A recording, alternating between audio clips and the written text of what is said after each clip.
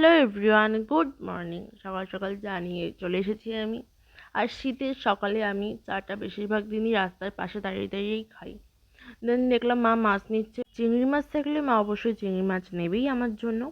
দেন আমি ঘরে ঢুকে আগের দিনে লুচি ঘুগনি ছিল, সেটা আমি খেয়ে নিয়েছিলাম। ঘুগনির সাথে সস খেতে আমার খুব ভালো লাগে, আর আগের দিনের ঘুগনিটা খুবই সুন্দর হয়েছিল। তারপর মা মার কাজ করছিল, এই যে এই ঘরটা কমপ্লিট করছে, মানে প্লাস্টার করছে দোকান ঘরটা। তারপর এই দেখো, আমাদের একটা টেবিল ছিল, সেই টেবিলের ওপর জিনিসগুলো রাখা ছিল আর বিড়ালটা সব ফেলে দিয়েছে, তো সব ভেঙে গেছে। তারপর সেই চিংড়ি মাছের বড়া করে নিচ্ছিলাম। আসলে এই বড়া দিয়ে একটা রসা রসা তরকারি হবে, আমার খুবই পছন্দের, কিন্তু এই বড়া হলে শুধু শুধুই পেটে চলে যায়।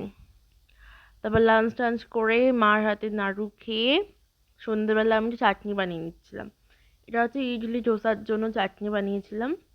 দেন চা দিয়ে আজকে ইভিনিংটা এখানেই শেষ করলাম।